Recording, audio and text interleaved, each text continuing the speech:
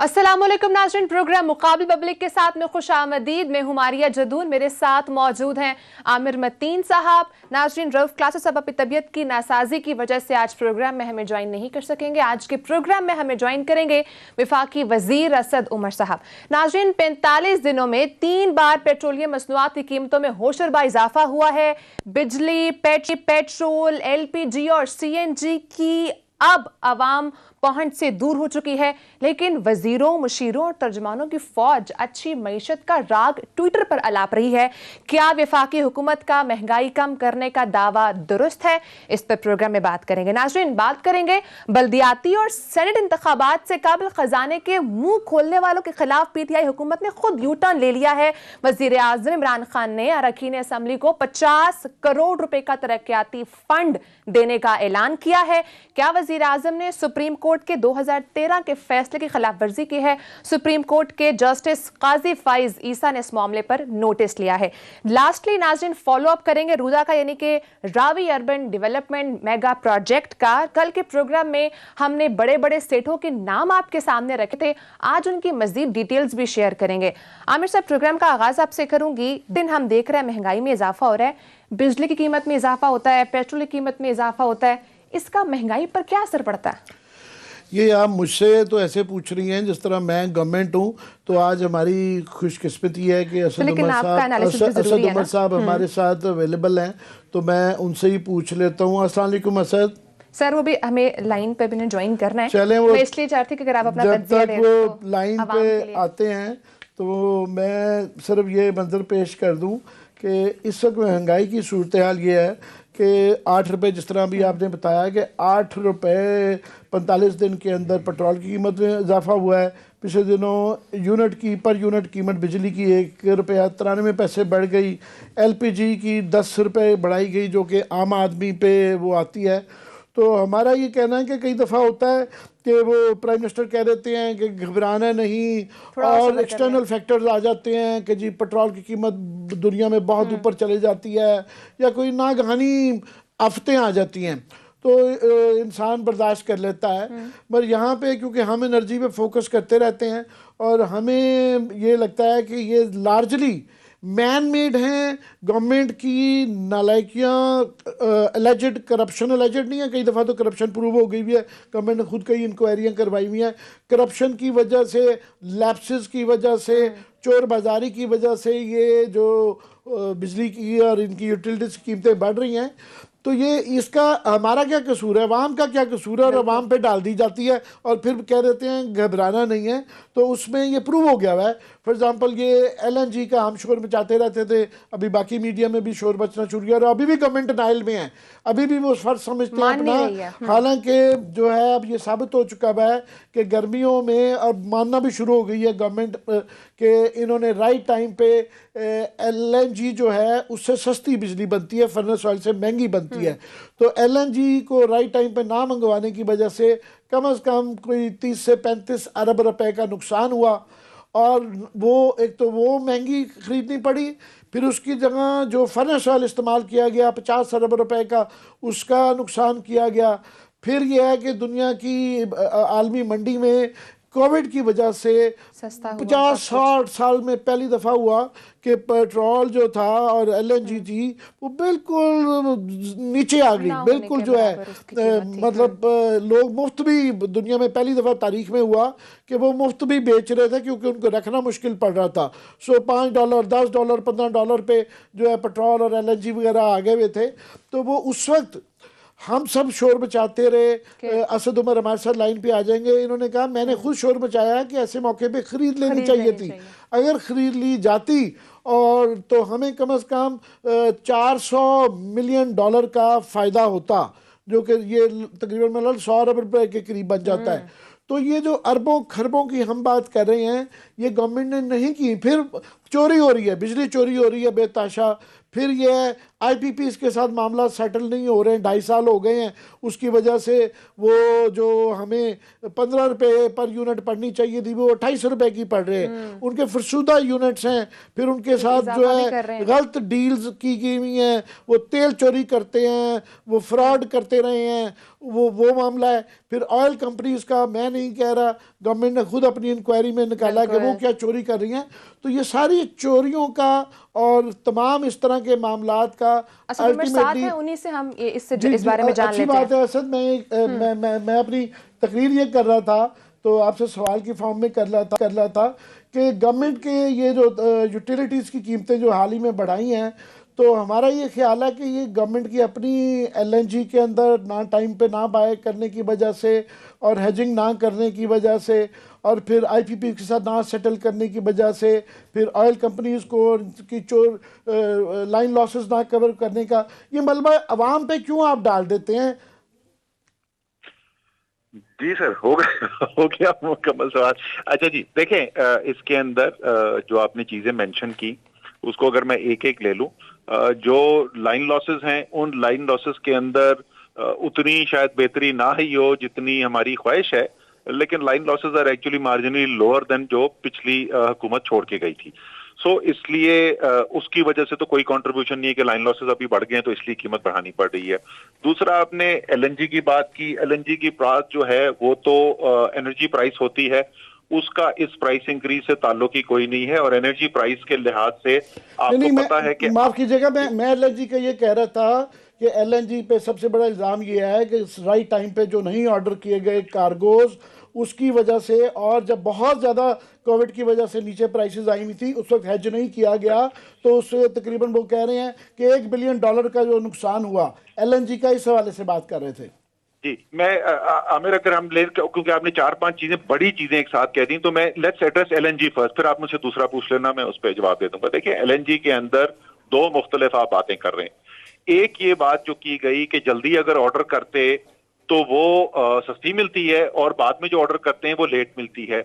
ये जो भी डायनामिक्स, इंटरनेशनल डायनामिक्स समझता है कमोडिटी मूवमेंट्स को, उसको पता है कि ये बात उसूली तौर पे गलत है। और उसका इतना पावरफुल, ये बड़ी मजे की बात है कि जब ये तूफान खड़ा हुआ था पाकिस्तान में, तो ऐसे लगता है कि अल्लाह ताला ने कहा कि अच्छा चले मैं मिसाल इनके सामने रख दूं इंसानों के, इनकी समझ के लिए आसानी हो जाए। सर, अगर आप फरवरी की, लेट फरवरी की शिपमेंट ऑर्डर करते एलएनजी की आज से महीना पहले, 1.5 महीना पहले, तो प्राइसेस एशिया के अंदर $27 और $28 पे पहुंची हुई थी।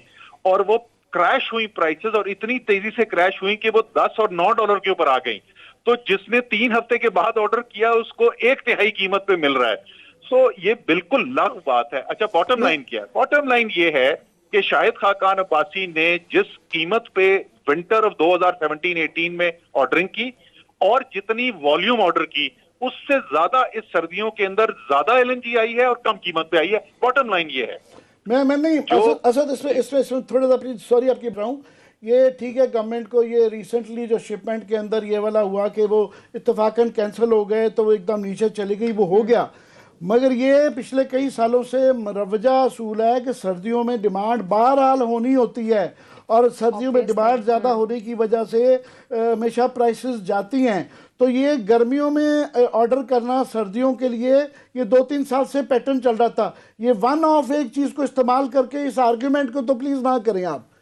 सर, मैं आपको, आपके साथ डेटा आपको पता है, आपका और मेरा जो हम हमेशा जो है वो फैक्ट बेस करते हैं। मैंने क्योंकि खुद पैटर्न ये निकाल के देखा है, जिस क्लियर पैटर्न की आप बात कर रहे हैं यूनिडायरेक्शनल ऐसा है नहीं। ये तो जरूर है कि सर्दियों के अंदर गैस की कीमत जो है वो गर्मियों से ज्यादा होती है, तो बिल्कुल ऐसा ही है। गर्मियों में सप्लाई डिमांड डिफरेंट होता है विंटर में, लेकिन जो गर्मी में भी प्राइस हो रही होती है, या अगस्त के सितंबर में प्राइस हो रही होती है दिसंबर की, तो इनको इस बात का पता होता है कि ये सप्लाई डिमांड डिफरेंट होगी। सो आप पिछले 3 साल का डेटा निकाल के देखें, ऐसा क्लियर नहीं। इसमें अगेन 3 साल का आप हमारे साथ इसलिए ना करें कि आपको पता है कि इस दफा कोविड की वजह से बिल्कुल डिप में चला गया था एलएनजी। सो आप एक अनयूजुअल अनोमली के फिगर्स को मिक्स करके 3 साल के डेटे को वो ना निकालें। पहले की प्राइसेस देखें और अब की प्राइसेस देखें, वो अनोमली बीच में ना डालें। मैं पिछले 3 महीने की नहीं बात कर रहा आमिर, मैं पिछले 3 साल की बात कर रहा हूँ। 3 साल पहले कोई कोविड नहीं था। तो और प्राइसेस ज्यादा मैं थी ना, प्राइसेस बहुत ज्यादा थी इसी वजह से।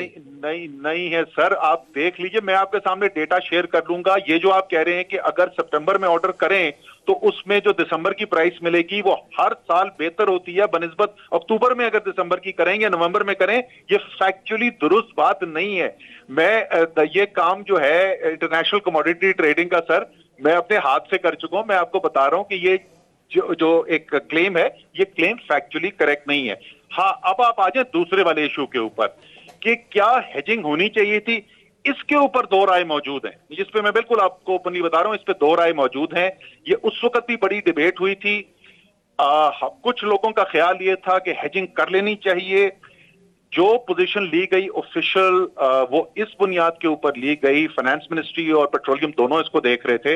एक्सपर्ट्स इनको ये एडवाइस कर रहे थे कि इस वक्त वॉलेटिलिटी मार्केट में बहुत ज्यादा है और आपको जो प्रीमियम देना पड़ेगा वर्सेस द प्रिवेलिंग प्राइस वो बहुत ज्यादा होगा, तो जरा स्टेबिलिटी आने दें, उसके बाद ऑर्डर करें। ये जजमेंट कॉल है। वो जजमेंट कॉल जो है वो उससे हाइंडसाइड में लगता है कि जो लोग आर्ग्यू कर रहे थे कि मुझे लगता है कि मुझे याद पड़ता है कि आपने शायद सपोर्ट किया था और हम भी शोर बचाते रहे थे कि इस वक्त सस्ती है, हेजिंग कर लें, खरीद लें 2-4 साल की।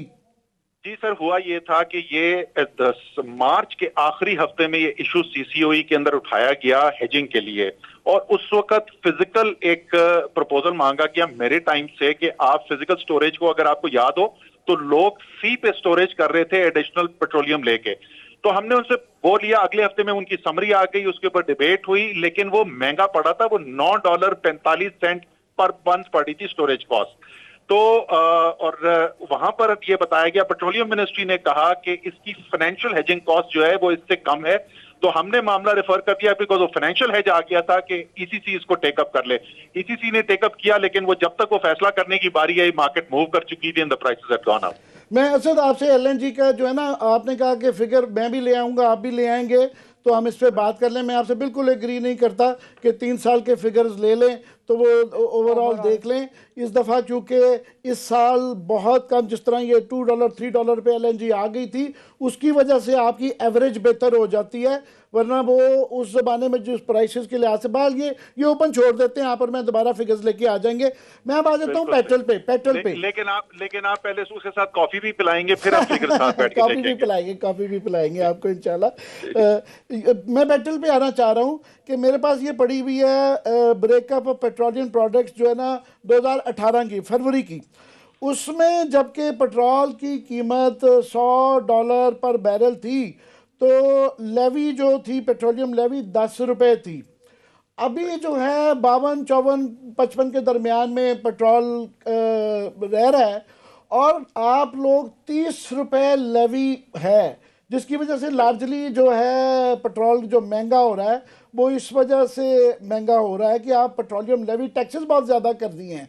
तो मेरा ये सवाल है कि फिर आपने बिजली भी बढ़ा दी, एलपीजी भी बढ़ा दी, तो मेरा ये सवाल है कि आपने भी बड़ा ट्वीट किया हुआ था, प्राइम मिनिस्टर ने भी किया हुआ था कि जी कोर इन्फ्लेशन भी कम हो गई है और दूसरी सीपीआई भी हमारी कम हो गई है। तो मेरा ये सवाल है आपसे कि ये आइंदा आने वाले दिनों में ये यूटिलिटी के बढ़ाने के बाद ये सस्टेनेबल है, ये महंगाई इधर ही रहेगी? सर, पहले तो मैं दोबारा आपको बिजली वाली बात रह गई थी कि ये जो प्राइस इंक्रीज है, ये प्राइस इंक्रीज है जो बिलिंग आपके पास आ रही है, फिक्स जो आपके चार्जेस होते हैं उसकी।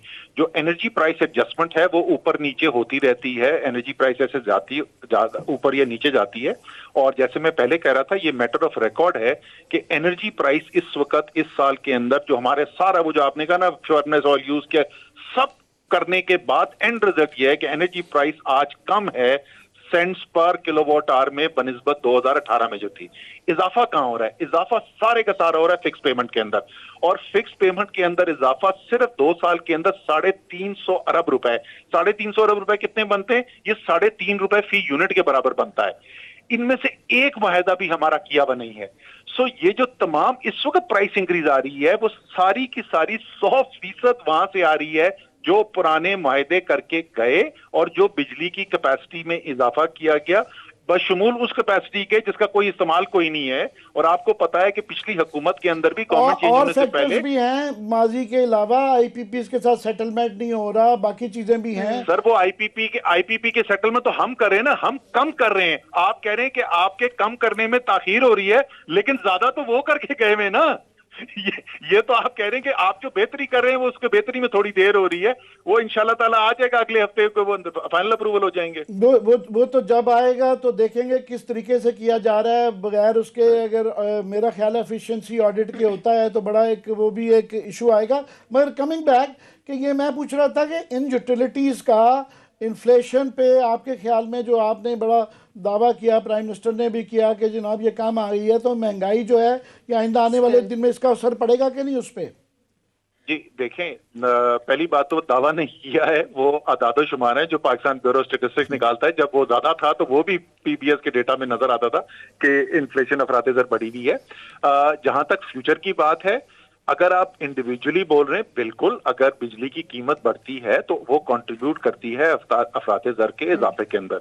लेकिन जाहिर है कि मार्केट के अंदर, इकोनॉमी के अंदर, मईशत के अंदर सिर्फ एक काम नहीं हो रहा, बहुत सारी चीजें हो रही हैं। तो वो हमारा डिपेंड करेगा कि क्या हम बाकी चीजों के ऊपर कंट्रोल मौसर तौर पर एक्सरसाइज कर सकते हैं और ऑफसेट कर सकते हैं। सो इसका जाहिर है इससे कीमत बढ़ती है, लेकिन इससे जरूरी नहीं है कि मजमूई तौर पे अफरात-ए-ज़र आगे बढ़ जाए। वो उस पर डिपेंड करेगा कि बाकी क्या एक्शन लिए जाते हैं। चलें ठीक कह रहे हैं आप, देखेंगे इस पे। मेरा ये है कि ये एक टेंडेंसी मुझे नज़र आई है, माशाल्लाह आप भी करते हैं और आपको देखते हैं, मैं देखता हूँ फॉरेन प्राइम मिनिस्टर भी वही करते हैं, जिससे मुझे ये शक पड़ता है कि आपकी वजह से ही करते हैं कि जिस तरह इन्फ्लेशन पे आपका एक ट्वीट आता है, प्राइम मिनिस्टर भी फ़ौरन कर देते हैं। फिर बाकी भी अभी रिसेंटली करंट अकाउंट सरप्लस का आपने किया, फॉरेन प्राइम मिनिस्टर ने भी क्या दिया। तो ये मुझे लगता है कि कई दफ़ा सिलेक्टिवली आप मईशत के ऊपर जो है ना ये कर देते हैं, तो वो पिक एंड चूज़ किया जाता, चेरी पिकिंग होती है। तो मैं भी कुछ चेरी पिकिंग करके थोड़े से आपको अपने कंसर्न्स बता देता हूँ कि नेगेटिव चेरी पिकिंग भी हो सकती है इकोनॉमी के हवाले से। तो इनलाइटन मी कि इफ़ आई एम रॉन्ग। पहली ये कि जनरली गवर्नमेंट का ये आ रहे हैं 2% ग्रोथ का, और ये आपकी मॉनेटरी पॉलिसी स्टेटमेंट जो आई है स्टेट बैंक की, इसके अंदर भी इन्होंने 2% का कहा है।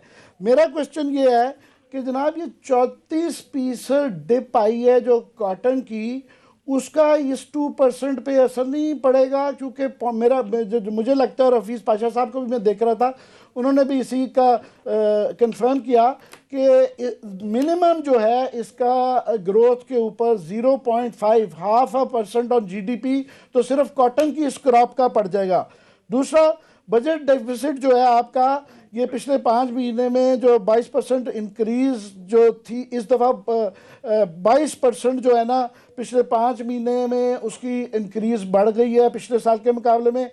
करंट अकाउंट डेफिसिट की आपने ट्वीट तो कर दी, अब वो उतने ही मैग्नीट्यूड का उसका डिप आ गया है, वो नीचे चला गया है, डेफिसिट में चला गया दिसंबर में। रेमिटेंसेस बहुत अच्छी बात थी, पिछले साल 2 सालों में $8 बिलियन बढ़ गए और इस दफ़ा भी बड़े अच्छे आ रहे थे। मगर अब दिसंबर में थोड़ी सी डिप आनी शुरू हो गई है कि 16 पिछले 5 महीने में जो उसकी ग्रोथ चल रही थी उसका 27% कम हो गया है। और सबसे डेंजरस बात यह है कि मिडल ईस्ट में जो 58% है, 4% सिर्फ वो जो ग्रोथ हो रही थी स्लो डाउन, उसके अंदर बहुत ज्यादा आ गया है। 3-4 चीजें कर दी है, मगर आज मौका मिला, मैंने कहा पूछ लो सारे सवाल। नहीं बहुत अच्छा। आपने कॉटन की बात की और रेमिटेंस की बात की, मैं बीच में जरा सी आवाज डिस्टॉर्ट हुई थी, यही दो चीजें। पहले सबसे मैंने की ग्रोथ की कि 2% जो कह रहे हैं आप, तो कॉटन की 34% के बाद कितना उस पे इम्पैक्ट ग्रोथ पे आएगा? अच्छा जी, अब मैं आपको बताऊं कि पहले सबसे पहले लेते हैं लार्ज स्केल जो फार्मिंग है, जो मेजर क्रॉप्स जिनको कहा जाता है। वो हमारे पास 5 इस वक्त बड़ी फसलें हैं। गंदम है, चावल है, गन्ना है, कपास है और मकई है। इसमें से गंदम तो अभी इस साल के रिजल्ट्स नहीं आए हैं, वो हमारे पास मई तक आएंगे रिजल्ट्स। बाकी 4 के रिजल्ट्स मोरलेस हमारे पास कम से कम प्रिलिमिनरी रिजल्ट्स आ गए हैं। उन 4 में से कॉटन की वाकई में बहुत खराब फसल हुई है, बहुत ज्यादा नुकसान हुआ है कॉटन का, खासतौर पे सिंध के अंदर नुकसान हुआ है, और उसका डेफिनेटली ग्रोथ के ऊपर मंफी असर आएगा, इसमें बिल्कुल दुरुस्त बात है। लेकिन जो बाकी 3 बड़ी क्रॉप्स हैं, उसमें एक में 9%, एक में 10% और एक में 12% इजाफा हुआ है पिछले साल की निस्बत, जो एक्सेप्शनली ज्यादा इजाफा है। गन्ना भी जबरदस्त हुआ है, चावल भी जबरदस्त हुआ है और मकई भी जबरदस्त हुई है। सो ओवरऑल लार्ज स्केल जो मेजर क्रॉप्स हैं उसके अंदर हमें ओवरऑल पॉजिटिव ट्रेंड नजर आता है। और अगर अल्हम्दुलिल्लाह मेरा ख्याल तो कॉटन सबसे बड़ी है आपकी, तो कॉटन में 34% डिप के बाद बाकी लार्ज नहीं स्केल। सर, नहीं सर, सबसे बड़ी कॉटन नहीं है। कॉटन का इम्पैक्ट वो जो पूरा कैलकुलेट करते हैं ना, वो डाउनस्ट्रीम उसकी वैल्यूएशन से करते हैं, लेकिन वो इंपोर्ट से it's only the crop itself which will matter, but it's a significant impact, उसमें कोई शक नहीं है। दूसरा, ग्रोथ के ऊपर जो पॉजिटिव इम्पैक्ट आ रहा है, जो अभी तक किसी मॉडल में नहीं था, कोई भी नहीं एक्सपेक्ट कर रहा था सिवाय हम जैसे 4 लोगों के, कि जो लार्ज स्केल मैन्युफैक्चरिंग के अंदर ग्रोथ नजर आई है। 14.5% ग्रोथ जो है वो लार्ज स्केल मैन्युफैक्चरिंग में पिछले महीने के अंदर नजर आई है। क्यूमुलेटिव 5 महीने के अंदर 7.5% ग्रोथ हो गई है। एक्सपोर्ट की ग्रोथ एक्सेलरेट करती जा रही है। सो ये जो है मैन्युफैक्चरिंग की तरफ से बड़ी अच्छी स्ट्रॉन्ग ग्रोथ आ रही है और ये 2% से आपको ऊपर ले जाने की कैपेसिटी रखती है। आखिरी चीज जो आपने रेमिटेंस की बात की थी, रेमिटेंस के अंदर जो budget deficit 25% increase the last 5 months. Sir उसके अंदर पहले जो 6 माह गुजरे हैं, इस 6 माह के अंदर आपका जो प्राइमरी सरप्लस है वो 0.6% है। और आपको पता है कि ये 15-16 साल के बाद हो रहा है कि हम सरप्लस रन कर रहे हैं। नहीं, इस महीने में सरप्लस जो है ना करंट अकाउंट डेफिसिट का, मैं कह रहा था दिसंबर में आपने उसका क्रेडिट तो ले लिया, दिसंबर में उतना ही बड़ा डिप आ गया है। नहीं, उतना वो डिप आने के बाद, उस डिप को शामिल करने के बावजूद पहले 6 माह के अंदर $1.1 बिलियन का करंट अकाउंट सरप्लस है। बट मैं फिस्कल की बता रहा था आपको, लेकिन ऑन द अदर हैंड जो हमारा जो इंटरेस्ट है वो बहुत ज्यादा आया है।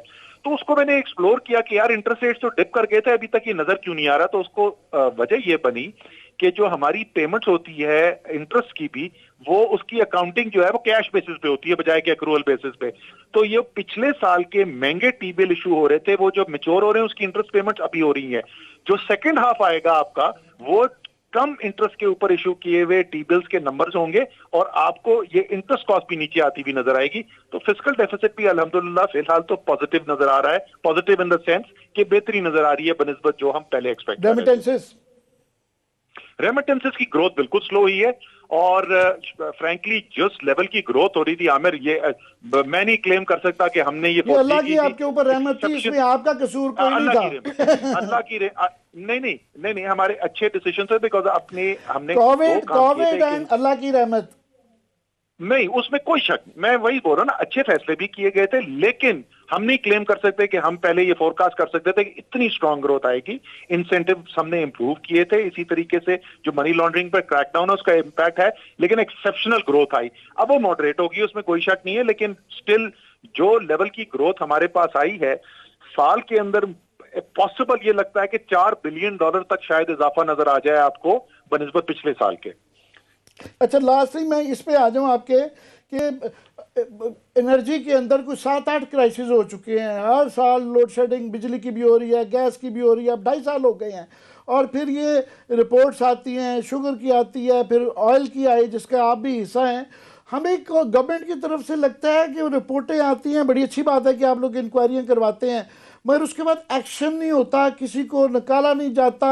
एनर्जी के इतने ज़्यादा लैप्सेस के बाद, इतनी नालायकियों के बाद आज तक ना कोई सेक्रेटरी साहब को कुछ हुआ, ना वजीर साहब को, ना स्पेशल असिस्टेंट को। ये क्यों है? अच्छा सर, ये वैसे बड़ा इंटरेस्टिंग है क्योंकि जो पेट्रोल की शॉर्टेज हुई इस दफा, वो आपको पता है जून के अंदर, और जैसे आपने खुद पहले बिल्कुल दुरुस्त बात की थी कि एक गैर मामूली मूवमेंट नजर आई हमें ऑयल प्राइसेस के अंदर। पहले प्राइसेस क्रैश की, हिस्टोरिक लोज पे चली गई और उसके बाद एकदम से विप्लैश करके वो प्राइसेस वापस आई और उसकी वजह से एक आर्बिट्राज अपॉर्चुनिटी क्रिएट हुई। सिर्फ जून के महीने के अंदर 26 रुपए फी लीटर, पहले वो गिरी प्राइस को 25 रुपए, फिर 26 रुपए बढ़ी प्राइस। तो वहां पे तो मिटिगेटिंग सर्कमस्टांसेस थे। आज से कोई 3-4 साल पहले आपको याद होगा, यहाँ पे पेट्रोल की लाइनें लग गई थी, पेट्रोल पंप पे पेट्रोल खत्म था सर्दियों के अंदर, और फाइनेंस मिनिस्ट्री और पेट्रोलियम मिनिस्ट्री की, और फाइनेंस मिनिस्ट्री एक्यूज कर रही थी कि पेट्रोलियम मिनिस्ट्री ने आपके दौर में भी एक दफा हुआ, आपके दौर में भी फिर दोबारा अगले साल हुआ। मैं वही तो बोला ना कि सर वो सुन तो लें कि हुआ क्या, वो पेट्रोलियम मिनिस्टर जिनके वक्त में ये हुआ था, मुस्लिम लीग नून ने उनको वजीर आजम बना दिया। तो आप कहते हैं फायर क्यों नहीं किया, उन्होंने तो वजीर आजम बना दिया था।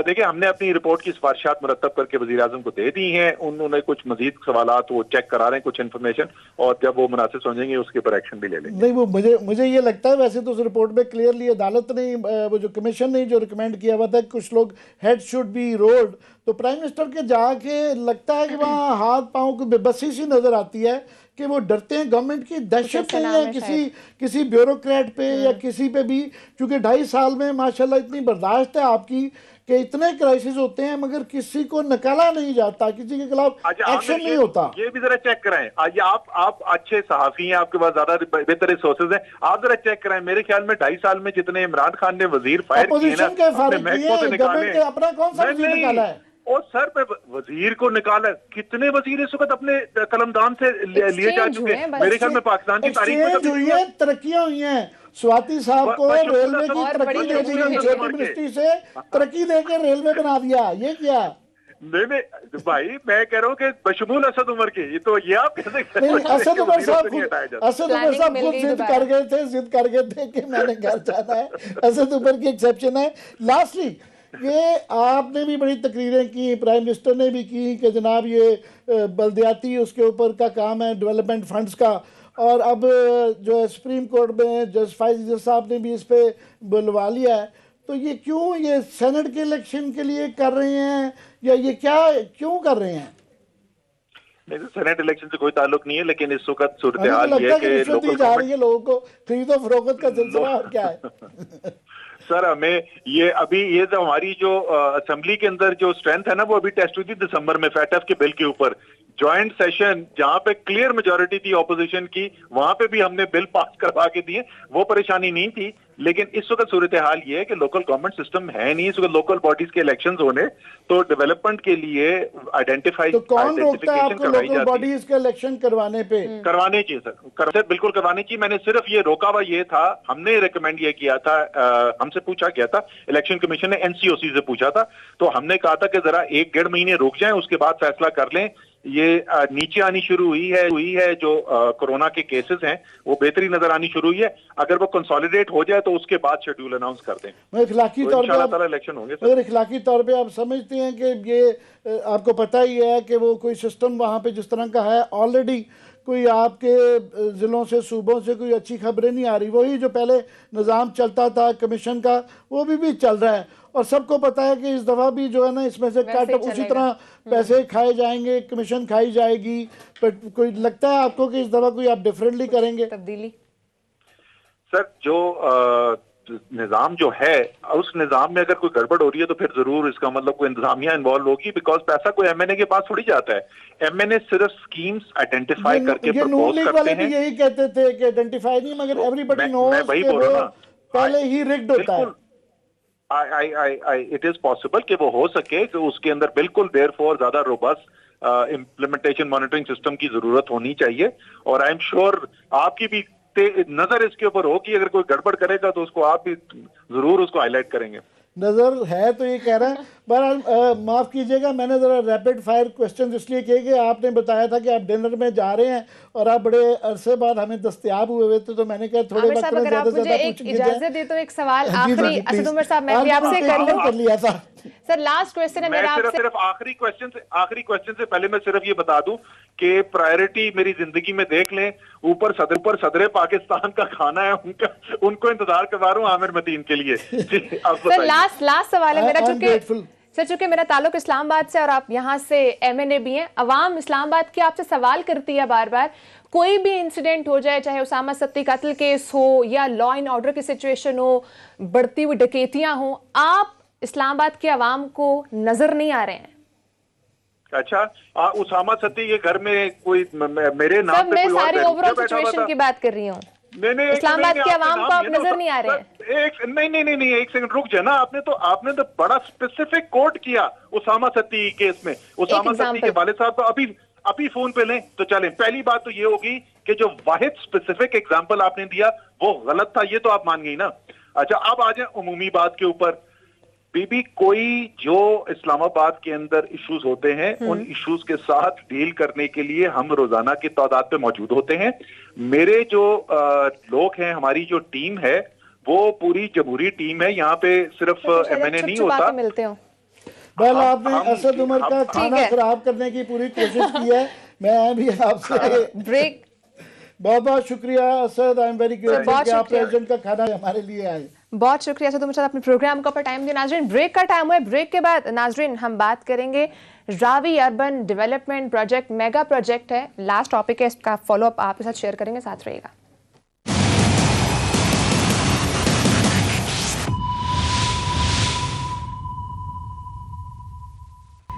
वेलकम बैक नाजरीन, बात करेंगे रावी अर्बन डेवलपमेंट प्रोजेक्ट पर।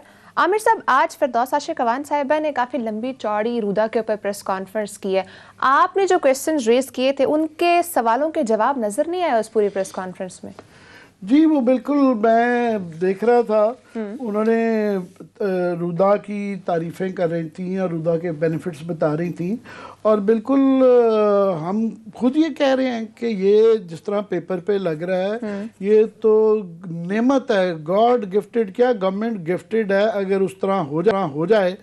मगर ये एक तरीकाकार बन गया है कि जब ये एड्स दिखाए जाते हैं तो बड़ी बड़ी बिल्डिंग, मैनहट्टन का, पेरिस का, लंदन के इमेजेस जो दिखा देते हैं कि वो तालाब, झीलें और पता नहीं क्या क्या कुछ मुझे नज़र आता है। हमने वो तो 30 साल का प्रोजेक्ट है, बनते बनते बनेगा, मगर इतना बड़ा प्रोजेक्ट है। लाहौर एक नया शहर बनाने जा रहे हैं, 1000 साल पुराना शहर है, तो उसके ऊपर डिबेट नहीं हुई। तो हमारे कुछ कंसर्न्स हैं।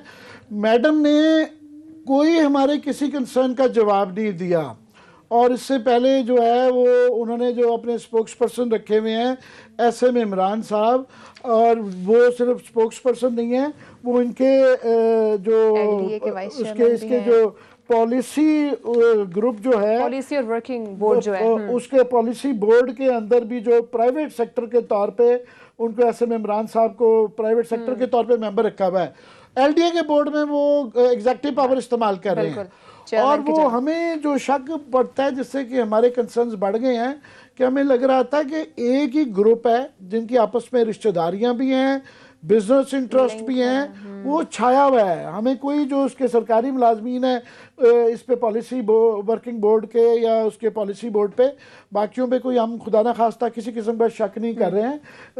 जनरल अनवर अली हैदर साहब जो वर्किंग बुक के चेयरमैन हैं, वो उनका बड़ी अच्छी रेपुटेशन है, मगर नीचे जो प्राइवेट सेक्टर के मेंबरान हैं, ये सारे जो लिस्ट है, ये सारों के अपने बिजनेस ग्रुप भी हैं, लार्जली रिश्तेदारियां हैं, और लगता है एक ही दोस्तों का, बिजनेस का और रिश्तेदारों का ग्रुप है जो इसके ऊपर छा रहा है। और इनके जो TORs, इनको जो मैंडेट दिया गया है कि ये पॉलिसी के ऊपर मशावरत में भी शामिल हैं, और ये TORs के अंदर इनकी ठीक ठाक शमूलियत है पॉलिसी बनाने में और इम्प्लीमेंट करने में।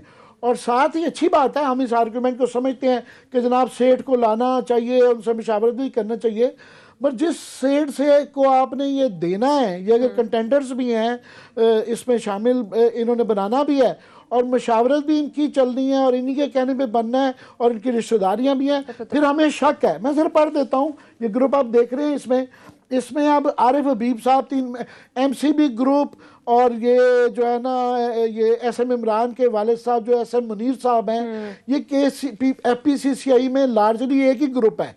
ये सारा टेक्सटाइल में, एनर्जी में, और अब ये हाउसिंग में मेजर ग्रुप के तौर पे आ रहे हैं। इनकी रिश्तेदारियां देखिए ना, मैं शक नहीं कर रहा, मगर फ़र्क पड़ता है कि आरिफ हबीब साहब जो हैं, MCB का मैं रोल बता रहा हूँ, वो MCB के अंदर के साथ वो JV कर रहे हैं MCBH के नाम से।